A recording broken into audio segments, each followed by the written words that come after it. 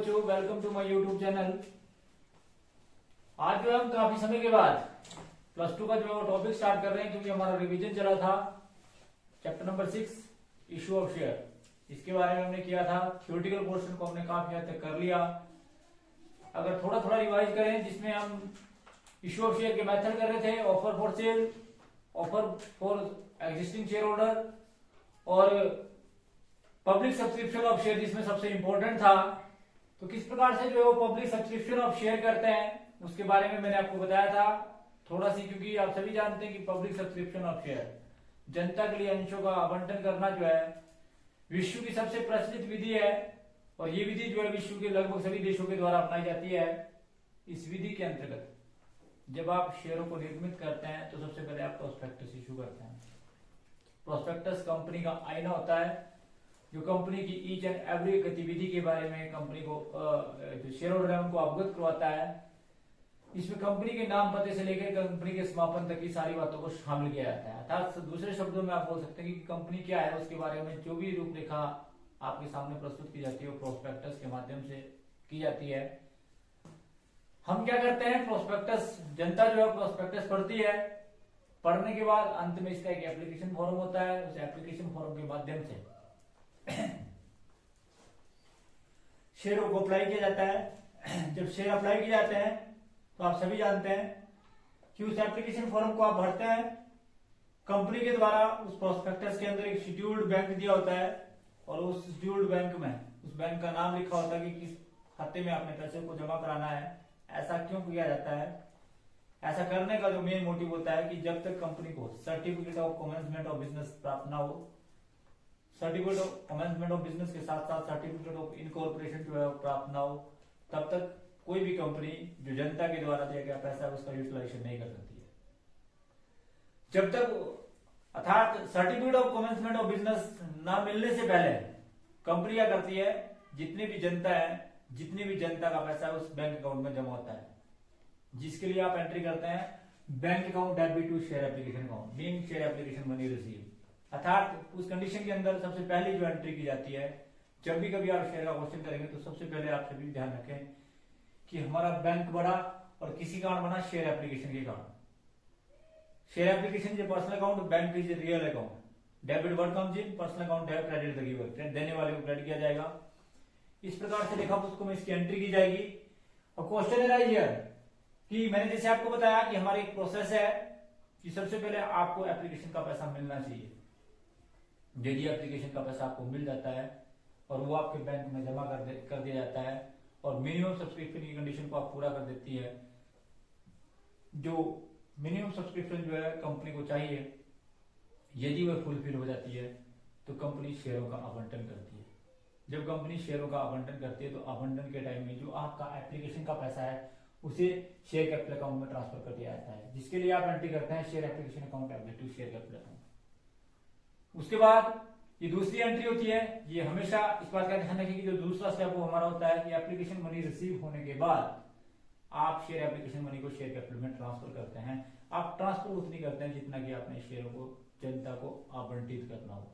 इस बात का भी विशेष ध्यान रखें कि जितना पैसा आप जनता को आवंटित करना चाहते हैं, अर्थात हो सकता है कि आपके पास ओवर सब्सक्रिप्शन आए या अंडर सब्सक्रिप्शन आए। अंडर सब्सक्रिप्शन की कंडीशन में तो आप कुछ कर नहीं सकते, परंतु ओवर सब्सक्रिप्शन की कंडीशन में जितने शेयर आपने जनता को निर्मित किए, जनता से उससे ज्यादा आप मंगवा नहीं सकते हैं, क्योंकि आप रिक्वायरमेंट के अनुसार जनता को इशू करते हैं। और अगर आपके पास ओवर सब्सक्रिप्शन आ जाती है तो उस कंडीशन के अंदर आप कितना शेयर जनता को जो आवंटित करते हैं उसके लिए जो है हम शेयर उतने पैसे से हम शेयर एप्लीकेशन मनी को शेयर कैपिटल में ट्रांसफर करते हैं कि जो एप्लीकेशन का जितना पैसा होता है। उसके बाद आप अलॉटमेंट ड्यू करते हैं। जब अलॉटमेंट ड्यू की जाती है, ध्यान रखें अलॉटमेंट का ड्यू करना इस बात की ओर इंडिकेट करता है कि जिन अंशधारियों ने जिन शेयर होल्डर्स ने शेयर को खरीदने के लिए एप्लीकेशन दिया है, उन शेयर होल्डर को आप शेयर अलॉट करते हैं, जिसके लिए आप अलॉटमेंट शेयर अलॉटमेंट लेटर देते हैं, आवंटन का एक पत्र देते हैं कि आपको आज से कंपनी का शेयर होल्डर बना दिया जाता है और आपने आवंटन का इतना पैसा अब देना है, क्योंकि एप्लीकेशन का पैसा ऑलरेडी आ चुका होता है।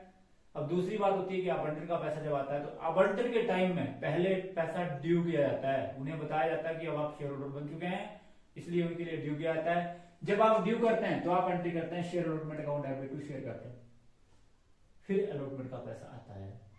ईच एंड एवरीबॉडी नो जब भी कभी पैसा आएगा बैंक डेबिट होगा, किसका पैसा? अलॉटमेंट का, इसलिए एंट्री की जाएगी bank account debit to share allotment. Company अधिनियम के अनुसार अब आप मैक्सिमम 3 याचनाओं में पैसा मंगा सकते हैं, फर्स्ट कॉल, सेकंड कॉल और फाइनल कॉल। मैक्सिमम 3 कॉल, मतलब ये जरूरी नहीं है कि आप 3 कॉल में ही पैसा मंगाओ, जो मैक्सिमम कॉल्स होती है वो 3 होती है, फर्स्ट कॉल, सेकंड कॉल और फाइनल कॉल। जब अब क्या है, क्योंकि आपको बताया था कि एप्लीकेशन के टाइम में ही केवल मात्र पहले पैसा रिसीव होता है, बाकी के टाइम में पहले पैसा ड्यू किया जाता है फिर रिसीव होता है। फिर आप फर्स्ट कॉल ड्यू करेंगे, जब आप फर्स्ट कॉल ड्यू करेंगे तो आप एंट्री करेंगे share first call account debit to share capital, फिर फर्स्ट कॉल का पैसा रिसीव होगा। जब फर्स्ट कॉल का पैसा रिसीव होगा तो आप एंट्री करेंगे bank account debit to share first call. इसी प्रकार से आप सेकंड कॉल ड्यू करेंगे, शेयर सेकंड कॉल का account debit to share capital, फिर उसका पैसा रिसीव होगा तो आप एंट्री करेंगे bank account debit to share second call. इसी प्रकार से अगर आप फाइनल कॉल भी मंगाते हैं तो आप एंट्री करेंगे share final call account debit to share capital and पैसा रिसीव होगा तो आप एंट्री करेंगे bank account debit to share final call. तो ये प्रोसेस जो है इसके अंदर चलती है। बड़ा इंपॉर्टेंट क्वेश्चन है, ध्यान रखना इस बात का कि किस प्रकार से आप इसको क्वेश्चन को करते हैं। क्वेश्चन को करने से पहले शेयरों को इशू करने के जो है, अगर फॉर कैश और for consideration other than cash, 2 तरीके हैं। नंबर 1 फॉर कैश और दूसरा issue for consideration other than cash.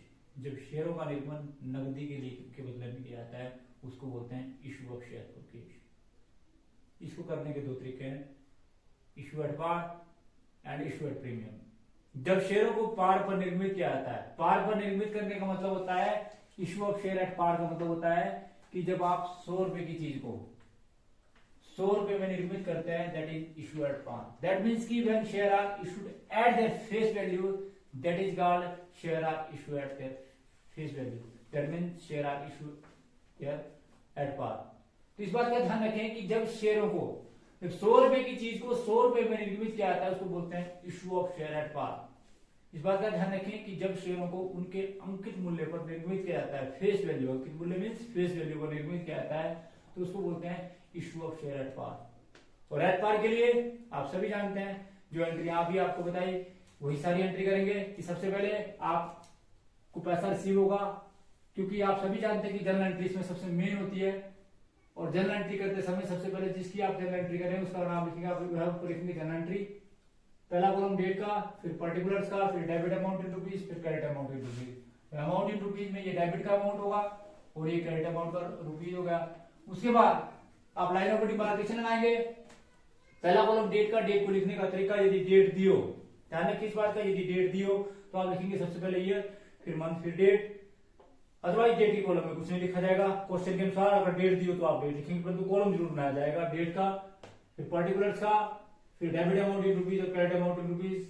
आप लेजर फोलियो का कॉलम भी बना सकते हैं, क्योंकि जनरल का रूल है कि जब भी आप कभी जनरल एंट्री करते हैं सबसे पहले आप जनरल एंट्री लिखते हैं, जिस फर्म का बना है उस फर्म का नाम लिखते हैं, फिर लाइन ऑफ डिमार्केशन लगाते हैं। लेफ्ट हैंड जो आपका सबसे पहला जो कॉलम होता है वो डेट का होता है, फिर पर्टिकुलर्स का, फिर लेजर फोलियो, फिर डेबिट अमाउंट इन रुपीज और क्रेडिट अमाउंट इन रुपीज। आपको पैसा रिसीव होगा सबसे पहले एप्लीकेशन के टाइम में, आपको पैसा रिसीव होगा at the time of application. ज्यादा रूल और रेगुलेशन में ना जाए, आप केवल मात्र प्रैक्टिकल इंप्लीमेंटेशन की अगर बात करें, रूल्स तो आपको बता दिए गए हैं, ये रूल्स आपको ध्यान रखने पड़ते हैं। ध्यान रखना इस बात का, एक कंपनी रजिस्ट्रार के जितने भी रूल्स हैं वो सारे ध्यान में रखने पड़ते हैं, परंतु जब आप प्रैक्टिकल क्वेश्चन करते हैं, क्योंकि अगर आप बात करें प्लस 2 के सिलेबस की या बीकॉम सेकेंड ईयर के सिलेबस की या एमकॉम के सिलेबस की, जब आपको, क्योंकि आपके पास डायरेक्ट क्वेश्चन आता है, और जब आपके पास डायरेक्ट क्वेश्चन आता है तो आप सबसे पहले एप्लीकेशन के टाइम में पैसा रिसीव होता है। जब आपको पैसा रिसीव होता है तो आप एंट्री करते हैं bank account debit to share application. जब भी कभी व्हाट्सएवर, जब भी कभी आपको पैसा रिसीव होता है, ईच एंड एवरीबॉडी नो आप बैंक को डेबिट करेंगे। किसके कारण पैसा रिसीव हुआ? एप्लीकेशन के कारण, तो आपने शेयर एप्लीकेशन को क्रेडिट कर दिया। पार के टाइम में एंट्री कि bank account debit to share application, entry कर दिया आपने। दूसरी एंट्री आप सभी जानते हैं, मैंने आपको बताया कि अगर आपको लगता है कि आप जो है जनता को शेयर निर्मित करना चाहते हैं। और ऐसा भी आपने सोचना नहीं है, क्योंकि क्वेश्चन आपके पास दिया होगा, आपको इतना सोचने की जरूरत नहीं है कि मिनिमम सब्सक्रिप्शन आया, अंडर सब्सक्रिप्शन हुई और सब्सक्रिप्शन हुई। इस बात का नहीं सोचना है। एप्लीकेशन के टाइम में जितना पैसा है उसको आपने कैपिटल में ट्रांसफर करना है। और सब्सक्रिप्शन की कंडीशन में कुछ कंडीशन है वो बाद में बताई जाएगी, परंतु पहले सिंपल सिचुएशन समझ ले कि सबसे पहले आपके पास पैसा है, bank account debit to share application, फिर शेयर एप्लीकेशन मनी को आपने ट्रांसफर किया शेयर कैपिटल में। आपने दूसरी एंट्री करनी है share application account debit to share capital, being share application money transfer. पहली being share application money receive, being share application money transfer. Simple narration होती है, नरेशन लिखना अनिवार्य है। लाइन ऑफ डिमार्केशन लगाते हैं, इतने एवरीबॉडी में आप सबको पता ही है, एक लाइन छोड़ते हैं, लाइन ऑफ डिमार्केशन लगाते हैं हर को एंट्री के बाद। फिर आप अलॉटमेंट ड्यू करते हैं। जब आप अलॉटमेंट ड्यू करते हैं, मैंने आपको बताया एप्लीकेशन के टाइम में पहले पैसा रिसीव होता है, अलॉटमेंट और फर्स्ट कॉल और सेकंड कॉल और फाइनल कॉल के टाइम में पहले पैसा ड्यू किया जाता है। अब आपने ड्यू किया share allotment account debit to share capital, जिसके लिए आपने एंट्री करी बीइंग अलॉटमेंट मनी ड्यू। फिर अलॉटमेंट मनी आपको रिसीव हुई, जिसके लिए आपने एंट्री करी bank account debit to share allotment. फिर आपने फर्स्ट कॉल ड्यू करी, फिर आप इसके लिए आपने एंट्री करी share first call account debit to share capital. फिर आपने फर्स्ट कॉल का पैसा रिसीव हुआ तो आपने एंट्री करी bank account debit to share first call, being share first call money receive. फिर सेकंड कॉल ड्यू करी शेयर सेकंड कॉल का account debit to share capital, और फिर उसका पैसा रिसीव हुआ bank account debit to share second call.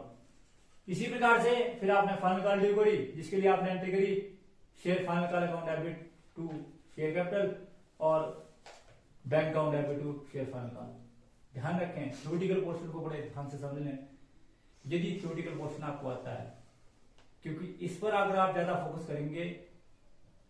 ध्यान रखें कि शेयर मार्केट के अंदर जितनी ज्यादा एम्प्लॉयमेंट है, हो सकता है कि किसी और के अंदर ना हो। और शेयर मार्केट में पैसा लगाना भी आना चाहिए, कैसे पैसा रिसीव होता है वो भी आपको आना चाहिए। बहुत सारे मेरे कई स्टूडेंट्स, मैंने आपको बताया कि शेयर मार्केट के अंदर काम करते हैं और बड़े बड़े एग्जीक्यूटिव ऑफिसर्स भी हैं, बड़े बड़े पदों पर आसीन है। नामात्र कारण क्या हुआ कि केवल मात्र मैंने, और आज भी उनके फोन आते हैं, ये उन्होंने ये बताया कि जो +2 के अंदर आपने शेयर और डिवेंचर का चैप्टर हमारे को कराया, ये हमारा रोजी का एक साधन बना। तो इसलिए एक ध्यान रखें आप कि सबसे पहले आपको थ्योरेटिकल पोर्शन आना चाहिए, आपको इसके रूल और रेगुलेशन भी आने चाहिए, थ्योरेटिकल पोर्शन भी आना चाहिए। किसी भी काम को करने के लिए केवल मात्र एग्जामिनेशन में अच्छे नंबर लेना ही आपका मेन मोटिव नहीं होना चाहिए। यदि भी that is the primary objective, ये आपका प्राइमरी ऑब्जेक्टिव है when you are a student. और when you are earning from any institution, तो एनी इंस्टीट्यूशन आपको क्या चाहेगा कि आपको उस चीज को इम्प्लीमेंट करना चाहिए, आना चाहिए। तो किसी भी चीज को इम्प्लीमेंट करने के लिए उसके थ्योरेटिकल पोर्शन की नॉलेज होना जो है वो बहुत जरूरी है। तो इस बात का ध्यान रखें कि शेयर के क्वेश्चन को आप बड़े ध्यान से समझें, क्योंकि इसके थ्योरेटिकल पोर्शन पर मैं इतना स्ट्रेस इसलिए दे रहा हूं क्योंकि इसका थ्योरेटिकल पोर्शन जो है बहुत इंपॉर्टेंट है। जैसे आप लोगों ने +1 के अंदर कंपनी अकाउंट के बारे में पढ़ा, तो आपने केवल मात्र what do mean by company, company की फीचर्स क्या है, कंपनी लिमिटेड है, अनलिमिटेड है, कंपनी में मिनिमम सदस्यों की संख्या कितनी होती है, या कंपनी एक्ट 1956 के अनुसार कंपनी की डेफिनेशंस क्या है, कंपनी अमेंडमेंट 2013 के अनुसार क्या है, ठीक है जी, या कंपनी लिमिटेड बाय शेयर है, कंपनी लिमिटेड बाय गारंटी है। बहुत सारी चीजें आपने पढ़ी, आपने टाइप भी पढ़े, प्रेफरेंस शेयर, इक्विटी शेयर्स के टाइप है, प्रेफरेंस शेयर्स के टाइप भी पढ़े, जो हम +2 के अंदर जो है प्रैक्टिकली इंप्लीमेंट करते हैं। तो आपको मैंने बताया कि ये जो कंपनी अकाउंट का रोल जो है ये बड़ा इंपॉर्टेंट रोल है, क्योंकि आप सभी जानते हैं कि कंपनी जो है वो मल्टीनेशनल्स होती हैं, नेशनल लेवल्स की हैं, लार्ज स्केल की होती हैं, लार्ज नंबर एम्प्लॉय होते हैं। शेयर मार्केट में केवल मात्र कंपनी के एम्प्लॉय से इसका रिलेशन नहीं है, क्योंकि आप सभी जानते हैं आप भी शेयर होल्डर बन सकते हैं। आप दुनिया के किसी कोने में बैठे किसी भी कंपनी के शेयर आप खरीद सकते हैं, परंतु आपको पता होना चाहिए भी किसके शेयर आपने खरीदने हैं, कहाँ आपको पैसा इन्वेस्ट करना है, शेयरों के बदले में आपको डिविडेंड किस कंपनी से अच्छा मिलेगा, किस कंपनी में पैसा लगाने से आपको फायदा है, क्या आपको कंपनी में शेयर खरीदने चाहिए या कंपनी में आपको डिवेंचर खरीदने चाहिए। इन सारी बातों के बारे में आपको नॉलेज होनी चाहिए। जब आपको इसकी थ्योरेटिकल नॉलेज होगी तो आप कभी भी शेयर मार्केट में पैसा लगाएंगे। देखना आपने कभी भी इतिहास के पन्नों को उठाकर देख लेना आपने कि जो लोग शेयर मार्केट के अंदर पैसा लगाते हैं, जो ज्यादा रिस्क लेते हैं, क्योंकि आपको पता होना चाहिए कि जितना ज्यादा रिस्क बिजनेस के अंदर लिया जाता है उतना ज्यादा बिजनेस के अंदर प्रॉफिट होता है। लोग दूसरों के अपने पैसों से पैसा कमाते हैं, हम जो है बैंक में पैसा जमा करने से सोचते हैं कि पैसा बढ़ता है, ऐसा नहीं है, पैसा इन्वेस्टमेंट करने से बढ़ता है। लोग शेयर मार्केट के अंदर, डिवेंचर के अंदर और एफडी के अंदर, एफडी भी जो टाइप ऑफ इन्वेस्टमेंट कोई हायर लेवल की उस पर इन्वेस्ट करते हैं और जिससे वह अर्निंग करते हैं। तो एफडी तो जो है वो सबसे छोटा सोर्स माना जाता है, क्योंकि सिक्योर मानते हैं, इसलिए हम बोलते हैं एफडी बना लीजिए। परंतु शेयर मार्केट और डिवेंचर मार्केट में जब पैसा लगाया जाता है तो हो सकता है कि वही आज आपने 10 रुपए का शेयर खरीदा, वही शेयर आपका 20 दिन के बाद जो है वो 200 रुपए का हो जाए। इसका मतलब कि 20 गुना। तो इसका मतलब क्या है कि इसमें इस प्रकार मल्टीपल में चलता है और वे किसी भी मार्केट के अंदर जो इतने जल्दी पैसा नहीं बढ़ता है। लोग शेयर मार्केट में पैसा लगाते हैं। ध्यान रखें, शेयर मार्केट में शॉर्ट पीरियड के लिए जो सर्वाइव करते हैं, जो ये सोचते हैं कि आज पैसा लगाया और कल को मेरा दुगना हो जाए, ऐसा संभव नहीं है। शेयर मार्केट के अंदर जब भी कभी पैसा लगाया जाता है तो लंबे समय के लिए इन्वेस्टमेंट करना जो है वो ज्यादा बेनिफिशियल होता है। हो सकता है कि उसमें आपका यदि नुकसान भी होगा तो बहुत कम होगा, परंतु अगर आपको फायदा हुआ तो हो सकता है कि आपको बहुत ज्यादा फायदा हो। तो बहुत सारी पॉलिसीज होती हैं जो इसके अंदर आपको सिखाई जाती हैं। प्रैक्टिकल इंप्लीमेंटेशन को करने से पहले मैंने जैसे आपको बताया कि आपको थ्योरेटिकल पोर्शन की नॉलेज होनी चाहिए। आप लोगों को पता है कि ये लिमिटेड एंट्रियां हैं। अगर ये लिमिटेड एंट्री आपने एक बार रख ली और आपने अपने दिमाग में डाल ली तो वही होता है कि आप इशू के टाइम में ये एंट्री करते हैं, फिर उनको फॉरफिट करेंगे तो कैसे करेंगे, उनका रिडम्पशन करेंगे तो कैसे करेंगे, उनकी रीपेमेंट की जाएगी तो कैसे की जाएगी। ये सारी बातें आप शेयर के अंदर बहुत आसानी से पढ़ते हैं। इक्विटी शेयर को तो रिडीम किया नहीं जाता, प्रेफरेंस शेयर को किया जाता है। कैसे किया जाता है? क्योंकि इक्विटी शेयर होल्डर जो है वो बिजनेस के ओनर होते हैं और जिन बंदों ने इक्विटी शेयर खरीदा होता है वो सारे जो है उतने के लिए शेयर होल्डर होते हैं। उनको उसके बदले में डिविडेंड मिलता है, प्रॉफिट का सारा हिस्सा इन्हीं को मिलता है जो अंत में बचता है। तो ये सारी बातें जो आपको पता होना चाहिए। या इक्विटी शेयर में पैसा लगाने से फायदा होता है, या शुरू में किसी कंपनी में डिवेंचर में पैसा लगाने से फायदा होता है, या प्रेफरेंस शेयर में पैसा लगाने में फायदा होता है। तो वो सारी बातें भी आप सीखेंगे धीरे धीरे। परंतु बात ये आती है कि किस प्रकार से इसका प्रैक्टिकल इंप्लीमेंटेशन करेंगे, दैट इज इम्पोर्टेंट। और इम्पोर्टेंट बात ये है कि आप सभी भी जानते हैं कि जब भी आप अकाउंटिंग एंट्री करेंगे तो ध्यान रखें कि सबसे पहले आपको एप्लीकेशन का पैसा रिसीव होगा। जब आपको एप्लीकेशन का पैसा रिसीव होगा, जैसे रूल के अनुसार मैंने आपको बताया कि कोई भी कंपनी तब तक इस पैसे का यूटिलाइजेशन नहीं कर सकती जब तक कि कंपनी रजिस्ट्रार से उसे certificate of commencement of business या सर्टिफिकेट ऑफ इनकॉर्पोरेशन नहीं मिलता है। आप जब सेकेंड ईयर के अंदर जाएंगे, बीकॉम सेकेंड ईयर के अंदर, तो आप कंपनी के लॉ पढ़ेंगे, जिसमें इस कंपनी लॉ की सारा का सारी की जो पूरी बुक लगेगी वो कंपनी लॉ के बारे में ही पढ़ेगी लगेगी, जिसमें कमेंसमेंट ऑफ बिजनेस कैसे किया था वो बड़ा डिटेल में बताया जाएगा। सर्टिफिकेट ऑफ इनकॉर्पोरेशन होता क्या है, कैसे मिलता है, क्या क्या फॉर्मेलिटी करनी पड़ती है, कंपनी में कैसे रजिस्ट्रेशन करवाना पड़ता है, वो कंपनी लॉ के अंदर आप पूरा पढ़ेंगे। ध्यान रखना इस बात का। ये छोटी छोटी बातें जो आज एक वर्ड लग रहा है आपको, वो आपकी पूरी की पूरी बुक लगनी है। जो आपको 100 नंबर का बीकॉम सेकेंड ईयर के अंदर पूरा सिलेबस है कंपनी ही के बारे में।